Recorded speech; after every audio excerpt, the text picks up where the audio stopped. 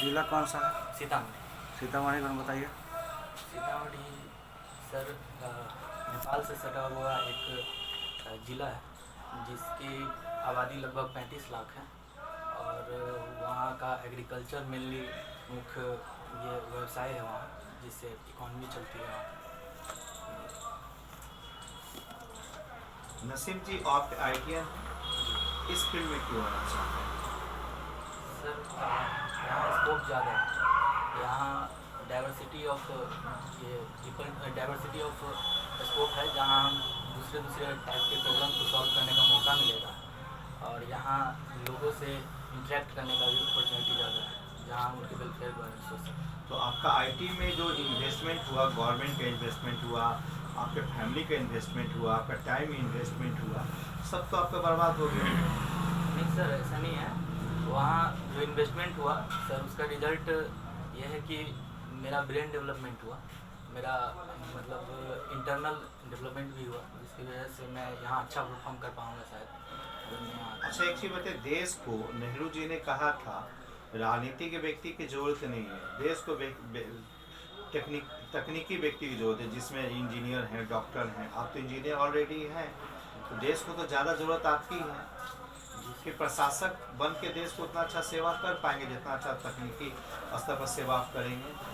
जी sir, मैं एक engineer हूँ और मैं प्रशासन में अगर मैं आता हूँ तो सर इससे मेरी जिम्मेदारी और बढ़ जाती है और मैं इंजीनियर के तौर पर प्रशासन में दोनों भूमिका निभा पाऊँगा, दोनों तरीके से। फिर मैं अपनी बुद्धि का प्रयोग करके मैं इसमें अग्रसर हो सकता। अच्छा, जिला प्रशासन क्या है बताइए, उसके बारे में कुछ बताइए।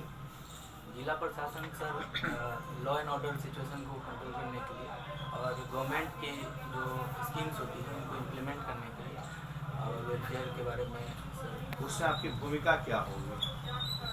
सर वो जिस प्रकार का पोस्ट मिलता है उसके अनुसार भूमिका। सर अगर SDM या फिर मिलता है तो उसमें सर मुझे गवर्नमेंट की जो स्कीम्स है उनको ये इम्प्लीमेंट करवाना है और लोगों के वेलफेयर की बात करनी है, सोचनी है। और सर जैसे डिजास्टर मैनेजमेंट वगैरह, तो उन सब बातों पर ये हैंडल करना है। तो आप इसमें तकनीकी रूप से क्या बेहतर कर पाएंगे? तो सरकार की योजना कोई भी व्यक्ति लागू कर सकता है, वो तो सामान्य व्यक्ति भी लागू कर सकता है। आप लागू करें तो अंतर क्या पड़ेगा? क्योंकि आपके बारे में तो पहले से एक नेगेटिव चीज़ है, आप तो साइंस के हैं, आप मशीनीकरण सोच ज़्यादा रखते हैं, जबकि यहाँ मानवीय अनुभूतियों का डिमांड ज़्यादा होती है।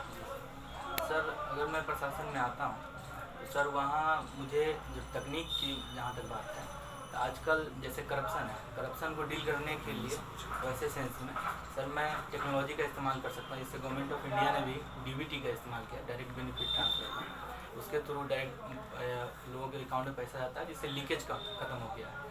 और इसी तरह से और भी टेक्नोलॉजी, जैसे बाढ़ की समस्या है बिहार में, वैसे सेंस में मैं अगर ITN हूँ, मैं इंजीनियरिंग, तो सैटेलाइट सर्वे के जितने भी डेटा होंगे उसके अनुसार मैं हाईएस्ट एलिवेशन का जगह खोज लूँगा पहले से और मैं तैयार रहूँगा। IIT में क्या ट्रेड है आपका? जी माइनिंग इंजीनियर। Mining engineering. हाँ, मैथमेटिक्स पढ़े हैं कि नहीं? जी पढ़े थे। क्या? जी पढ़े। अगर इंटीग्रल और डिफरेंशियल को समाप्त कर दिया जाए तो साइंस पर क्या फ़र्क पड़ेगा? थोड़ा समय चाहता हाँ हूँ, थोड़ा समय चाहता हूँ। हाँ, yes of course.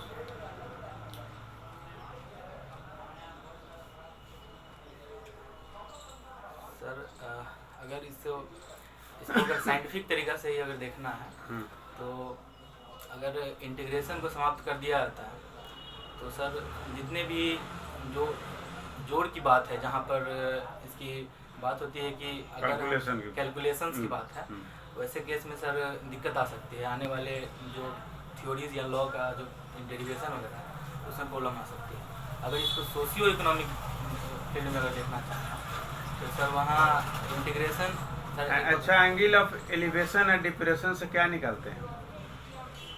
Ji sir, किसी जगह की अगर ऊंचाई निकालनी है वैसे केस में, या फिर सर उसका कितनी दूरी पे है वो एरिया, वो जगह। आपका प्रोजेक्ट चल रहा है, ठीक है, एक बगल में पेड़ है, बहुत बड़ा तार का पेड़ जी, लगता है कि आपके प्रोजेक्ट को डैमेज कर सकता है, तो आप कैसे बताएंगे कि हम हट जाएं या क्या करें? कैसे आप फाइंड आउट कीजिए? सर वो तार की ऊंचाई देखने के बावजूद कि अगर वो तार कैसे निकालेंगे तार को? नाप को चढ़ करके? No sir, angle of elevation का यूज वहाँ कर सकते हैं हम्म। सर। अगर उसकी ऊंचाई इतनी ज़्यादा हो कि अगर वो गिरती है तो वो जो उसका जो ब्रिज वाइज अगर राउंड ठीक क्लियर हो गया। जी अच्छा, मैट्रिक्स पढ़े? मैट्रिक्स जी हाँ। सर। मैट्रिक्स और डिटर्मिनेंट में क्या फर्क है?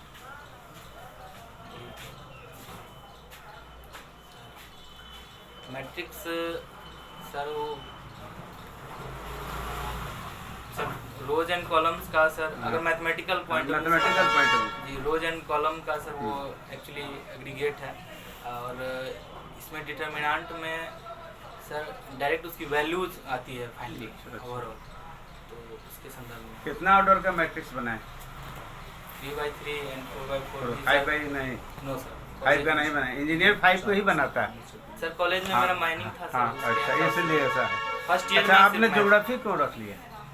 सर ज्योग्राफी में सर साइंटिफिक थोड़ा सब्जेक्ट लगता है। अच्छा, आप सीतामढ़ी से बिलोंग करते हैं, जी सर। हिमालय है, तो हिमालय अगर ना होता तो क्या होता?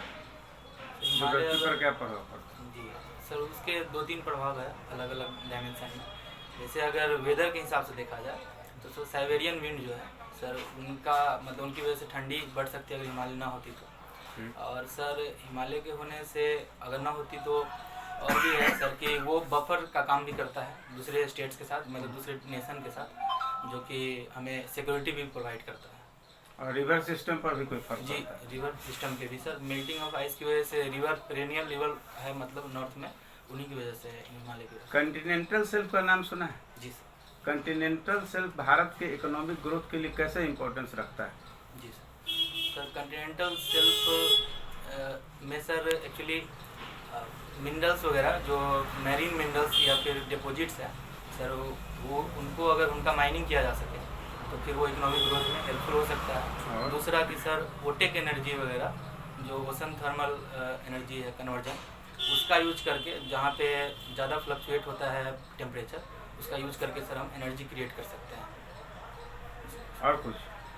और सर कंटिनेंटल शेल्फ में सर फिशिंग का भी कल्चर हाँ। ये हो सकता है, जिसमें सेल्फ में कोई यूज हो रहा